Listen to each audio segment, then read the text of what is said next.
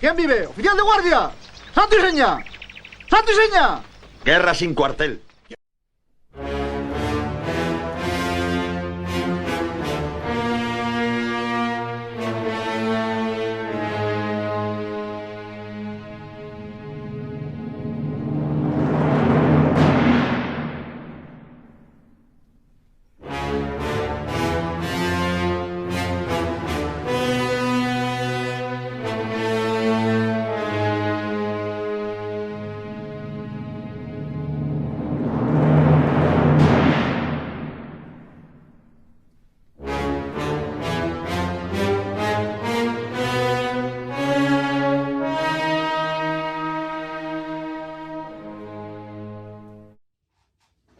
Bienvenidos a Santo y Seña. Hoy en su sección de literatura titulada El Eterno Femenino hablaremos de un gran pensador llamado Fyodor Dostoyevsky. Y tenemos un invitado de lujo, al doctor Silvano Vittar, quien nos acompañará para hablar de este autor. Él tiene particularmente un podcast llamado El Hombre Vivo, donde comparte sus pensamientos e ideas que realmente recomiendo por la profundidad de las mismas y sobre todo por el contenido de cada uno de sus programas. ¿Dónde lo podemos encontrar, Silvano? Se puede encontrar en la mayoría de las plataformas, sea Spotify, iHeartRadio, el de iTunes. Entonces, realmente en todos lados, pero pues, el mayor usado y el que mayor escuchan es Spotify. Entonces, ahí está perfecto. Perfecto. Pues en la descripción de este video vamos a poner los links por si alguno de ustedes quiere pasarse a dar una vuelta en esos programas. Y regresando al tema que nos compete, Fyodor Dostoyevsky, vamos a encomendar este programa a la Santísima Virgen María y vamos a hacer una pequeña oración. En nombre del Padre, del Hijo, del Espíritu Santo. Amén. Recordamos que estamos ante la santa presencia de Dios. Adorémosle. Santísima Virgen María.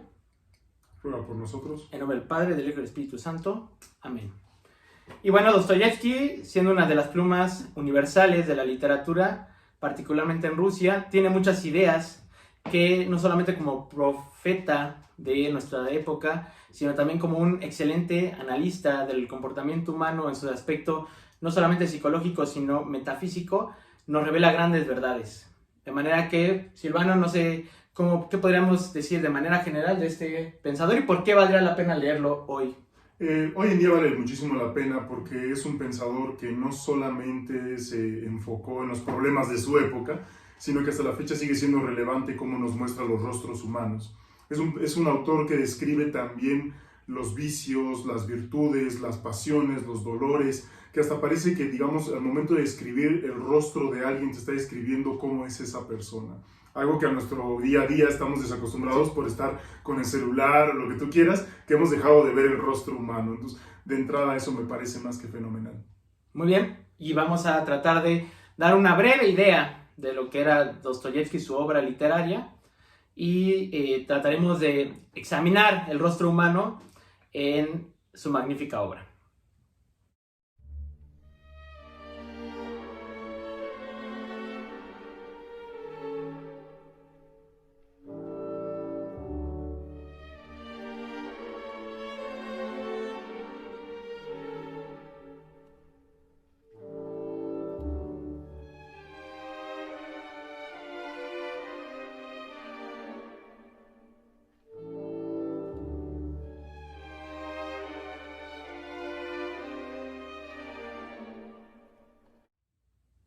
Como hemos estado diciendo, Fyodor Dostoyevsky representa una de las grandes cimas de la literatura rusa, quizá uno de aquellos literatos que filosóficamente comparte y expresa en cada uno de sus libros aquellas batallas metafísicas propias del ser humano.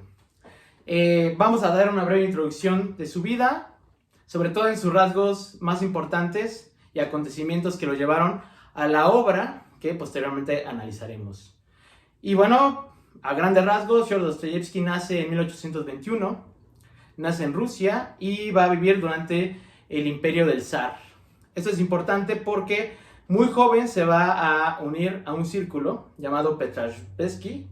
Aquí el maestro Silvano puede corregirnos debido a que él sabe hablar ruso. Pero bueno, este círculo, que era de carácter revolucionario y liberal, lo va a llevar en 1849, a los 28 años, a ser castigado por el zar Alejandro II y a ser encarcelado. De hecho, el momento más importante de su vida, cuenta Dostoyevsky, fue cuando fue condenado a muerte, y en el momento en que iba a ser asesinado por el Estado, el zar va a emitir un indulto a todos los presos, y ya en minutos antes de morir va a lograr liberarse. Van a conmutar su pena de la muerte a vivir 5 años en Siberia en trabajos forzados. Y eso es un momento crucial para Dostoyevsky, porque de ser un gran defensor del socialismo o del liberalismo europeo, va a recibir una transformación, una conversión hacia el cristianismo ortodoxo. En esos momentos, el único libro que tenía para leer era un Nuevo Testamento, y posteriormente fue cambiando su perspectiva hasta adoptar la doctrina de Jesucristo. Posteriormente que salga, va a ser uno de los grandes defensores de una postura eslavófila, es decir, la defensa de las tradiciones religiosas y sociales de Rusia de aquel tiempo, la Rusia zarista, frente a la invasión de las doctrinas occidentales.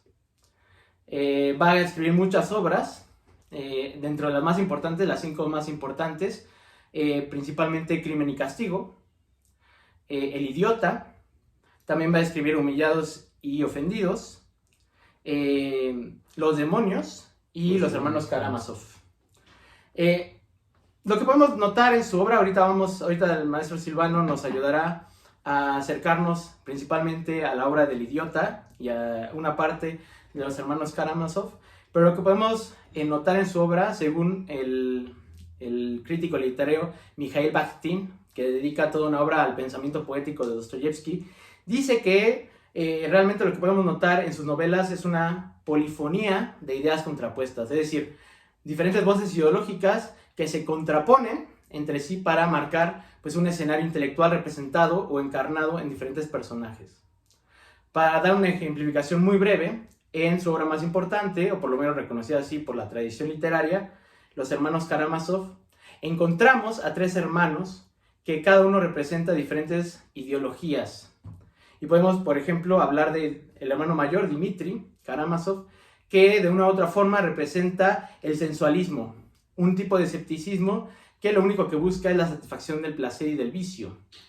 Al mismo tiempo, contrapuesto con el hermano menor, Alyosha, que representa, por el contrario, el cristianismo ortodoxo. De hecho, él mismo quiere ser monje y tiene un papel protagónico para tratar de solucionar la trama de su familia. Y finalmente, quizá el más interesante de todos, Iván Karamazov, que propone la famosa idea de si Dios no existe, todo está permitido, y que manifiesta un ateísmo a ultranza. Por ejemplo, en esa obra lo interesante, lo rico, lo realmente, más allá de lo psicológico, lo que podemos saborear en su obra es este conflicto metafísico entre la idea de una Rusia cristiana, cómo va evolucionando poco a poco, adoptando las ideas del occidente, a un ateísmo o propiamente un socialismo que irrumpirá varios años después, 20, 40 años después, con la llegada de los bolcheviques a Rusia, 1917. De manera que, bueno, retomando, Dostoyevsky plantea en sus novelas una polifonía, diferentes voces confrontadas, voces ideológicas, que representan los diferentes puntos de vista espirituales propios de aquel tiempo del siglo XIX en Rusia. Además, una de las cosas bien interesantes es que el siglo XIX fue y estuvo marcado por un renacimiento de la literatura rusa. No recordemos que la literatura rusa empezó su auge no hace muchos siglos, es decir, no viene una tradición completamente nueva, digamos, de hace muchos siglos como podría ser la española o la inglesa o digamos la francesa. Y esto es en gran medida debido a que dentro de la misma sociedad rusa se considera que el ruso era para las clases bajas, es decir, para los campesinos, para la servidumbre, y para las clases altas se reservaba el uso del alemán, del francés, es decir, había una discriminación del mismo idioma dentro de la sociedad rusa. No fue sino hasta que Pushkin eleva de nuevo el ruso al grado poético y de elevancia de la literatura, que entonces dio, digamos, siempre es importante esto, la pauta y el grado imitativo para que después Dostoyevsky dijera, bueno, en esto me voy a afianzar. Y pues voy a empezar a hablar un poco de un libro que me parece muy subvalorado. De hecho, tan subvalorado que es casi de los menos escuchados de Dostoyevsky, que literalmente escuchamos de Crimen y Castigo, de los hermanos Karamazov, de sus cuentos como El Gran Inquisidor, pero del Idiota es como si fuera una novela quizá considerada secundaria, pero por su, digamos, por los temas que trata y por su relevancia me parece principal, ¿no? De un ámbito principal. Entonces, vamos para allá. La novela empieza con algo muy interesante.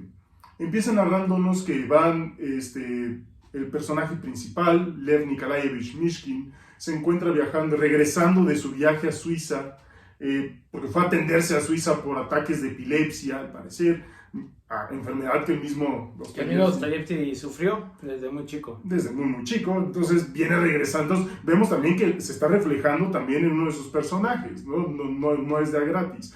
Pero también lo que vemos es que el personaje tiene su propia vida. Viene regresando de Suiza y en ese tren, digamos, donde ya se encuentra en el tren yendo de Varsovia a San Petersburgo, se encuentra con quien va a ser su opuesto. Es decir, con quien ahí sin saberlo se encuentran en un vagón del tren y se encuentra con Rogojin, quien después va a ser su competencia, ¿no? Ya ahorita hablaremos por qué su competencia. Pero lo interesante es estos personajes, que a lo mejor son tan similares en muchos aspectos, pero a la vez tan opuestos y sin embargo se topan de frente y se interesan el uno por el otro, conversan, para después, por azares del destino, encontrarse de nuevo. Pero ahí en el tren queda, Mishkin decide ir digamos, con una conocida a pedirle trabajo, porque resulta que era una familiar lejana, y le dice, bueno, pues oye, vengo regresando de Suiza, pues necesito trabajar, etcétera. Entonces se encuentra con esta familia y dice, mira, yo pues no tengo mucho que ofrecerte, pero mi marido, pues él es burgués, él es empresario, ¿no? Él te puede ayudar, te puede echar la mano, ¿no? Y llega Mishkin y bueno, todo muy bien. Y entonces el esposo de su familiar le dice, espérame tantito, Mishkin, ¿no? Ahorita vengo, demás. Y Mishkin de repente ve una fotografía o un daguerrotipo, ¿no? Digamos, de la época, en donde se encuentra con la imagen de Nastasia Filipovna. Él no sabía que era Nastasia Filipovna hasta entonces, y de repente ve un rostro, y ese rostro lo cautiva. Y ahí vienen las descripciones tan magnánimas de Dostoyevsky, que es, digamos, como si fuera un pintor al escribir. Es escribir y tú te estás ya viendo el rostro, te hace, digamos, una descripción tan hermosa que tú dices, es como si viera a Velázquez, ¿no? O si viera, digamos, una obra en verdadmente maravillosa. Y le empieza a escribir de tal forma que, vaya, la contemplación mismo te dice, oye, Dostoyevsky debió de haber pintado, ¿no? O sea, y entonces le empieza a escribir de una forma en donde dice, esos ojos lo que revelan es un profundo sentimiento de tristeza y de dolor en Nastasia Filipovna, solo de ver la imagen y el rostro en ese daguerrotipo. La escribe como una mujer hermosa, naturalmente, pero con unos ojos llenos de dolor y de tristeza y demás, ¿no?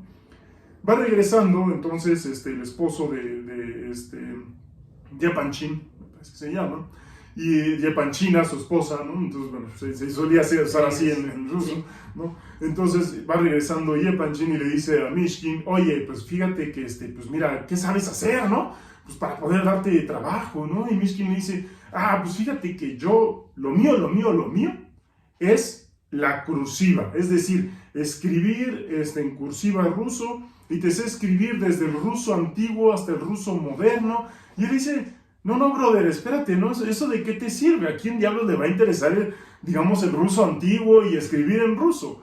Y entonces, de repente, nos está mostrando un personaje, el cual parece ser que todas sus habilidades son inútiles para el mundo moderno. Porque aquí lo que se necesita es la practicidad, no la belleza, no la comprensión del ser humano, no un individuo, un sujeto que es capaz de ver una fotografía y entender solo por los ojos el sufrimiento de otra persona. Aquí eso no importa. Lo que importa es que puedas aportar algo para la producción. Y le dice, bueno, y digamos en un sarcasmo, pues con todas esas categorías que tienes, Mishkin, a ver qué te podemos encontrar, ¿no? A este príncipe. Porque Mishkin era príncipe nobiliario, pero sin riqueza, hasta ahorita. Entonces Mishkin le dice, oye, pero bueno, ya pues, tú me encontrarás algo, pero obviamente en su interés le dice, ¿quién es la de la fotografía? Y entonces Yepanchin le empieza a explicar que pues Es Nastasia Filipovna, pero ya se ha vuelto un dolor de cabeza y demás. Pero dolor de cabeza, ¿por qué? Y ahí guarda silencio Yepanchin. Tiempo después, en la novela, nos hace entender Dostoyevsky que Nastasia Filipovna era niña de dos personajes bastante poderosos, pero mueren. Y entonces se le asignan tutores, los amigos de sus papás, para cuidarla. ¿Qué es lo que hicieron? Agarrar todo su dinero, desperdiciarlo, repartírselo. Y sin embargo, pues obviamente tenían que aparentar ante la sociedad, porque eso es lo que hacen estos burgueses, aparentar ante la sociedad. Vamos a aparentar que la cuidamos, que la tenemos en una casa, que tiene una sirvienta, etc. Pero ¿cuándo empezó el problema? Cuando de repente estos burgueses, Yepanchin incluido, la visitaban frecuentemente cuando empezaba a tener 16, 17 años, ya iba para los 18, ya iba a ser mayor de edad, y entonces empezaban los rumores de que qué estaban haciendo tan frecuentemente y por las noches todos estos burgueses yendo a visitar a Nastasia Filipovna. Y entonces Dostoyevsky sutilmente nos hace entrever entre líneas, porque Dostoyevsky no es ningún vulgar. No lo es. Lo suyo es la belleza y aún así la profundidad del dolor no deja de estar de lado. Nos deja entrever que lo que estaban haciendo todos estos burgueses era abusar, violentar a esta niña, casi mujer. Y entonces lo que Mishkin vio a través de ese daguerrotipo fue todo el dolor del alma de una mujer que estaba siendo violentada una y otra vez por sujetos que solo por la apariencia de la sociedad lo que iban a hacer era cásala ya con alguien, para que los rumores se aplaquen. Y entonces, ¿con quién la van a casar? Con el hijo de Yepanchin Agladia, ¿no? Entonces, vaya, es como, claro, ¿por qué? Porque pues así, mira, la estoy casando con mi hijo. ¿Cómo yo casaría a alguien que he violentado si la estoy casando con mi hijo? Y entonces, de repente, ya cuando está la subasta y con quién la van a casar, en una fiesta y demás, Nastasia Filipovna dice, como en un delirio de que no se puede creer todo lo que está pasando. Y entonces dice, es que ¿por qué me van a casar con este salvaje? Este salvaje ni siquiera se quiere casar conmigo. Y de repente, Mishkin se da cuenta de toda esta problemática. Se da cuenta de su dolor y cómo le están subastando y cómo todos es como si le estuvieran aventando piedras a ver quién se queda, como si fuera una basura cuando, como dijera Cristo, quien esté libre de culpa que aviente la primera piedra. Y entonces todos estaban aventándola como si no sé qué. ¿Y cuál es la figura interesante de Mishkin? Que es una figura imitativa de Mishkin, imitativa de Cristo. Mishkin empieza a imitar a Cristo y entonces lo que hace es esa postura que nos muestra Dostoyevsky de sacrificio. Y entonces Mishkin, ¿qué es lo que dice? Yo me casaría contigo.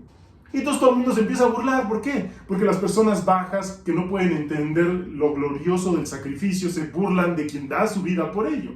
Y entonces empiezan a burlar de él y de qué van a vivir y no sé qué y demás. Y de repente Mishkin les calla la boca diciendo, he recibido una herencia. Pues ¿de cuánto es tu herencia? Porque siempre a los burgueses les interesa la cuantía. A ver, oye, ¿cuánto ganas? Más que el cual. Exacto, el cuánto en vez de cuál, no la cualidad, ¿no? Sí. ¿Cuánto ganas? ¿En dónde trabajas? ¿En dónde vives? ¿Qué compras? ¿Qué iPhone tienes? ¿No? Les encanta, ¿no? Entonces le preguntan eso a Mishkin, ¿no? Y Mishkin de repente dice, pues agarra una tarjetita, les pone y dice, ya no nada más eres príncipe de nombre, ya también eres príncipe de riqueza. Y entonces Nastasia Filipovna sarcástica dice, resulta que esta princesa voy a ser. Y ahí Mishkin le dice, sí, Nastasia Filipovna, y si tú aceptas ser mi esposa, tú no me estarías haciendo ningún favor. Al contrario, yo estaría totalmente agradecido contigo y sería feliz y dichoso por el resto de mis días. Y ella no se lo puede creer. ¿Cómo alguien así me puede querer? Porque ella está acostumbrada a ¿qué? A ser el objeto de deseo por el cual todos estos salvajes compiten, escupen y la tratan como objeto, y alguien que la empieza a tratar con rostro humano, ese que vio desde que era daguerrotipo, no se lo puede creer. Y entonces le dice, oye, pero tú eres un niño, Mishkin, ¿a poco te voy a cambiar los pañales? Eres demasiado ingenuo, eres demasiado bueno. Idiota, exacto, es la palabra, idiota. ¿Por qué? Pero no un idiota de que padezca de sus facultades mentales, sino un idiota en el sentido de el mundo moderno considera idiota a toda aquella persona que aún tiene valores, que aún tiene principios y que es capaz de dar su vida por alguien más. Y entonces, ¿qué es lo que pasa? Nastasia Filipovna, acostumbrada a ser tratada como objeto y a autoflagelarse, no cree que no merece a Mishkin. Y entonces llega ¿quién? Llega el otro competidor con quien empezamos nuestra historia, aquel opuesto de Mishkin que iba en el vagón de tren, con quien se encontró en el tren de Varsovia a San Petersburgo, a decirle que no, vente conmigo, Nastasia Filipovna. El problema es que ese salvaje era un salvaje de veras, era totalmente un traficante, mafioso, violento, y el cual Mishkin le dice: Nastasia Filipovna, si tú te vas con Rogojin, yo lo conozco, tus días no van a acabar bien, y te estás yendo con él solamente para terminar con tu vida, como si te quisieras castigar, y tú no le debes nada a nadie. Y lo que hace Nastasia Filipovna es: a lo mejor en otro momento, Mishkin, pero para mí ya no hay salvación, y se va con Rogojin. Qué cosa más terrible. Así es. De hecho, bueno, ahorita que manejas esta idea del sacrificio, y Dostoyevsky, siendo un gran admirador de la literatura castellana, encuentra un paralelo, por ejemplo, con el Quijote. El Quijote, muy brevemente, cuando llega a los mesones, se encuentra con las prostitutas que vivían en ese mesón y se entregaban físicamente a los viandantes, a los caminantes, y llega de repente Don Quijote y les dice: querida dama, y se entrega como caballero que representa. Se empiezan a burlar del mismo Quijote. Algo similar, como una analogía, podemos ver con Mishkin. Nuestra sociedad que maneja estos valores mercantiles, bursátiles, el intercambio, la objetivización, muchas veces penetran tanto en los mismos integrantes de la sociedad humana que hasta, por ejemplo, Anastasia no se concibe de otra forma que como objeto. Llega una persona que lo valora como ser humano y ella misma pues no lo entiende hasta el punto de no aceptar este sacrificio por parte del príncipe. Entonces, ahí podemos ver cómo la crítica que hace Dostoyevsky es filosa. Es muy filosa respecto a estos valores, este materialismo que empieza a permear en toda la sociedad rusa y que posteriormente, bueno, lo llevará en la historia a sufrir grandes cambios y revoluciones. Sí, tal cual. Y de hecho, retomando un poco lo que mencionabas, Daniel, del Quijote, naturalmente Mishkin es toda una personalidad y ese es el dilema de los valores. ¿Qué pasa cuando alguien está tratando a otra persona con el rostro humano que merece? Pues no solamente Nastasia Filipovna siente algo por Mishkin, sino también la hija de Yepanchin, el que violentaba a Nastasia Filipovna, y de la señora Yepanchina. Y entonces, digamos, ¿qué es lo que pasa? Que la hija, entonces, lo que ve en Mishkin es que su libro favorito era El Quijote, y lo que ve en Mishkin es la figura quijotesca. Porque si hemos de hacer caso en algo de lo que nos dice también René Girard, es que a nosotros lo que tenemos es que en toda la literatura universal siempre tenemos un personaje que imita a alguien. Sí. Y literalmente todos nosotros tenemos a alguien a quien admiramos, a alguien a quien imitamos. Y entonces, ¿qué es lo que pasa? Que lo que nos está mostrando aquí esta literatura y su complejidad es que todos estos que están, digamos, compitiendo y que estaban violentando a Nastasia Filipovna, se estaban imitando. ¿Por qué? Estaban imitando lo que el otro deseaba. Si el señor Yepanchin deseaba acostarse con Nastasia Filipovna, también el otro burgués, también el otro. ¿Por qué?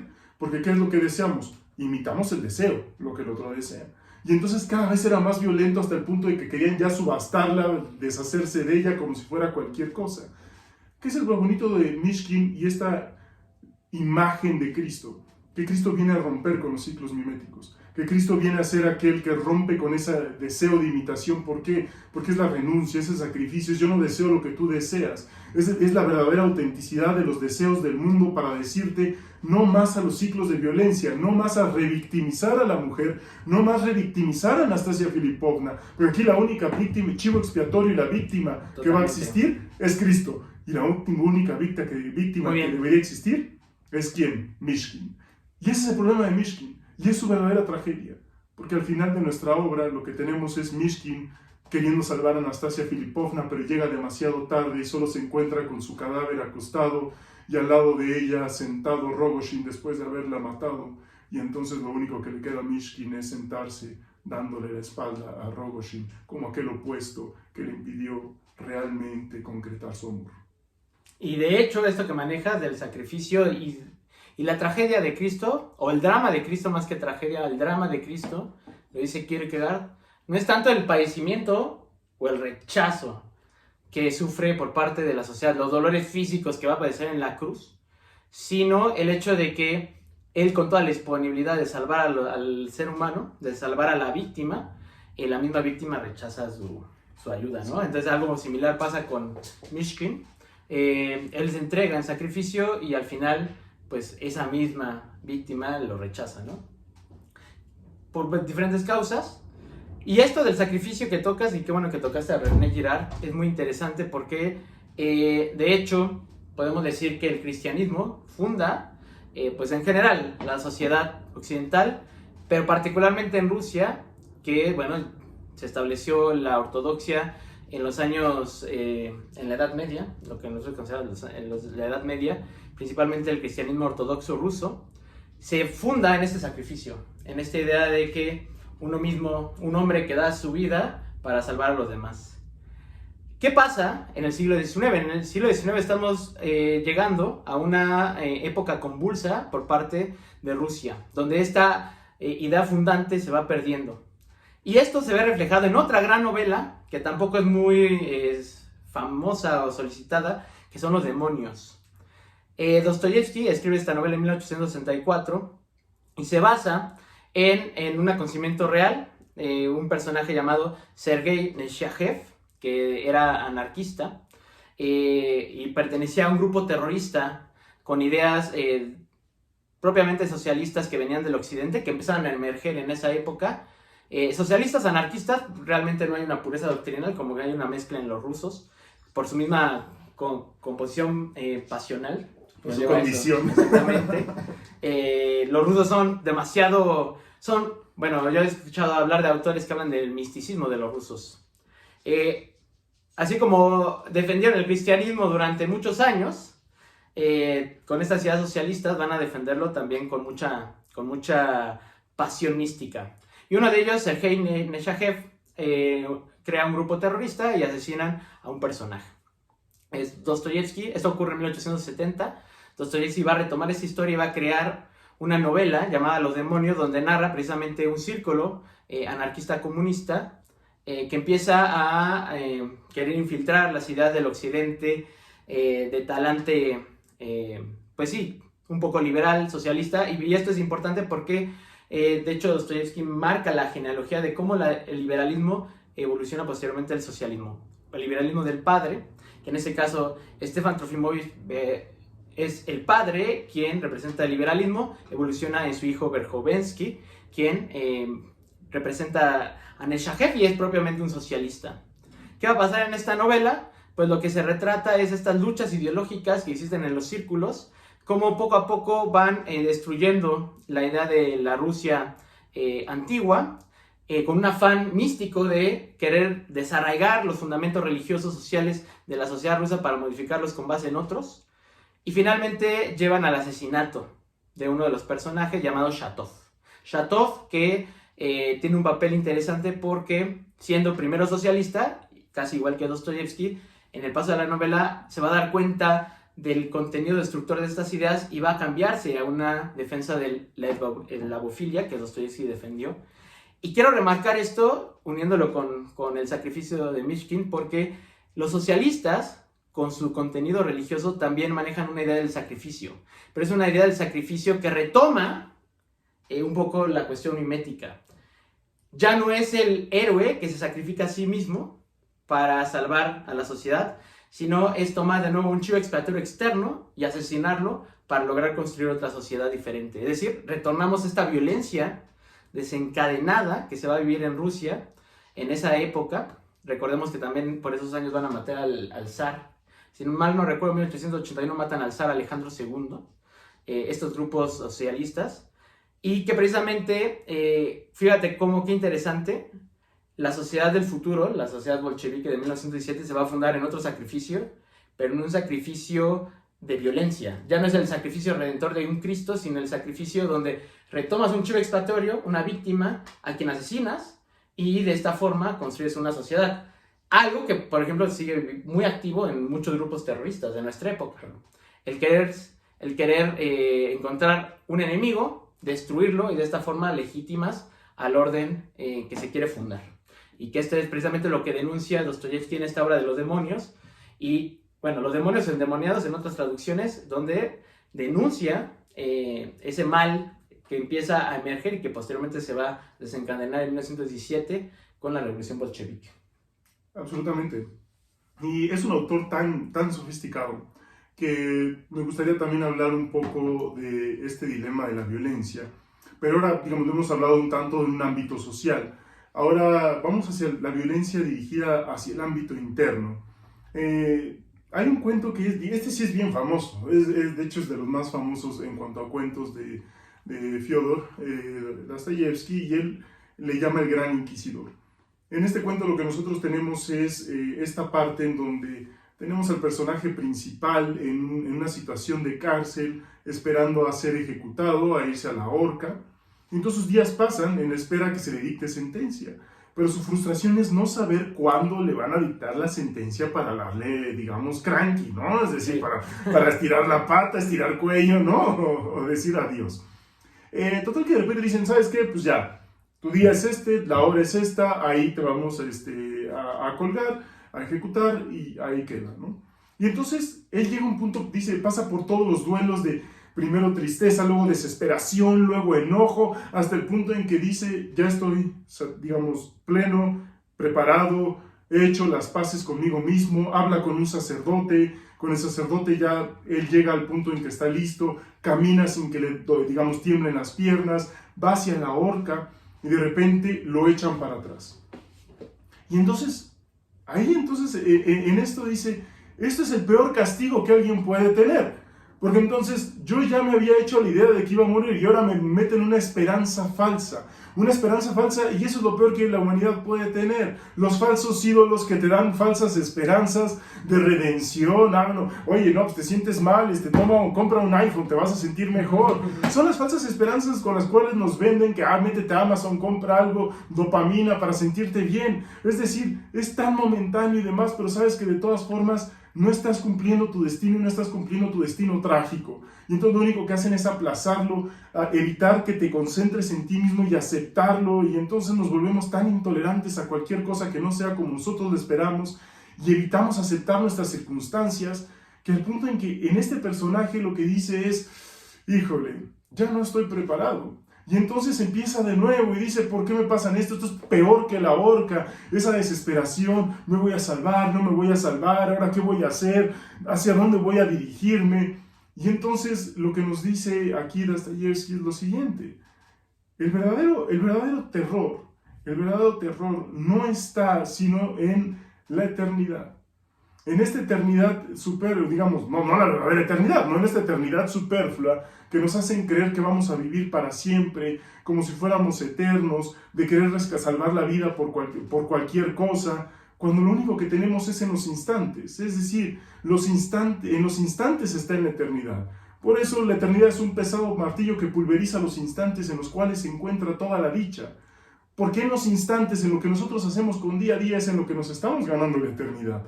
No al revés, no vivimos como si fuéramos eternos para ganarnos la eternidad. Es en los instantes en donde con nuestros actos podemos ganarnos la eternidad. Y entonces vean la desesperación, nos pone un sujeto absolutamente desesperado. Y estos falsos ídolos son terribles. Hace semejanza a otro autor ruso que se llama Anton Chekhov, en un cuento que se llama Las Tres Hermanas. Estas tres hermanas siempre tienen la esperanza de viajar a Moscú. Ellas viven en San Petersburgo. Después de que muere su papá, tienen que trabajar muchísimo, están desesperadas, no encuentran, digamos, satisfacción con sus vidas personales, a tal grado que de repente ellas, diario después del jale, es decir, el trabajo, así se le dice, pero en ruso, ¿no? Post-día rabota, ¿no? Después del trabajo, ¿no? No encuentran satisfacción en nada. Y lo único que les hace es, digamos, aguantar al día siguiente, así como lo único que podía hacer, digamos, aguantar al día siguiente al Gran Inquisidor era a lo mejor la esperanza de vivir, una falsa esperanza, era que iban a ir a Moscú. Pero de repente la hermana más menor, de repente le dice a las demás, dejémonos de hacernos tontas, nunca vamos a ir a Moscú. Y entonces toda la estabilidad, toda la tranquilidad y todo el peso de la verdad les cae y ninguna puede hacer lo que ya en la vida no se les hace soportable, no pueden lidiar con la verdad, prefieren vivir con falsos ídolos, con falsas esperanzas. Y entonces, ¿qué es lo que tiene que hacer la hermana menor? Volver a tomar la falsa esperanza y decirles, no, sí, mañana vamos a ir a Moscú, cuando nunca van a ir a Moscú. quizá me vaya a salvar, cuando sabe que de todas formas lo van a ahorcar. Y ese es el problema con la falsa esperanza. Te tortura doble vez, con la falsa idea que te creaste y con la verdadera tortura que va a llegar tarde que temprano. Y qué bueno que lo mencionas. Un poco de analogía, estos falsos dioses, esta esperanza falsa, lo podemos ver con el Estado actualmente. El Estado que te ofrece, si obedeces, si haces lo que tienes que hacer, vamos a construir el reino de los cielos en este mundo. Y lo que realmente se está construyendo muchas veces es el infierno. Y precisamente esta idea teológica, porque hay que entender que Dostoyevski ante todo es un pensador y un escritor teológico, se refleja muy bien en los hermanos Karamazov. Ahorita que habla de las tres hermanas de Anton Chekhov, podemos también hablar de los tres hermanos que ya mencioné, en los hermanos Karamazov, donde, como ya había dicho, está este conflicto entre un dios cristiano, fundador de la Rusia ortodoxa, con estas nuevas ideas divergentes, principalmente el ateísmo que sostiene Iván Karamazov, que se oponen y luchan. ¿Para qué? Para que al final de la historia de los hermanos Karamazov, con ocasión del asesinato de su padre, y pues hay una serie de acontecimientos que se enlazan en el asesinato y querer descubrirlo, pues se nota esta disolución que poco a poco va sufriendo la humanidad entera. Porque cuando Dostoyevski escribe, no solamente escribe para los rusos, sino que habla sobre el conflicto teológico que está sucediendo en la humanidad. ¿Por qué digo esto? Porque, perdón que retome los bolcheviques, cuando se mata a Dios, mata a Dios, este Dios absoluto que te da una esperanza, pero sustentada en una dimensión ultraterrena, cuando se mata a Dios, que es precisamente lo que hacen estos demonios, incluyendo Iván Karamazov, con su ateísmo que afirma si Dios no existe, todo está permitido, y por lo tanto llega a afirmar que el asesinato, el crimen y la extorsión se convierten no solamente en actos posibles para el ser humano, sino que en actos heroicos, en actos honorables. Él lo mismo menciona Iván. La consecuencia de matar a Dios implica el aceptar el crimen o el ensalzar el crimen como algo encomiable. Precisamente, cuando se mata a Dios se deja un vacío infinito, como bien mencionaste. Esta sed de eternidad se queda vacía y es sustituido por otra cosa, por los falsos ídolos, que no solamente es el dinero, el sexo y otras cosas, sino puede ser otras ideas más peligrosas. Pues los bolcheviques, retomando, establecen al Estado como el nuevo ídolo. Nietzsche también menciona el nuevo ídolo, el nuevo Dios, va a ser el Estado. Y el Estado, tomando la actitud de Dios, no tiene esta voluntad de sacrificio que tenía el Dios judeocristiano, sino que tiene esta voluntad de someter en obediencia a todas las personas.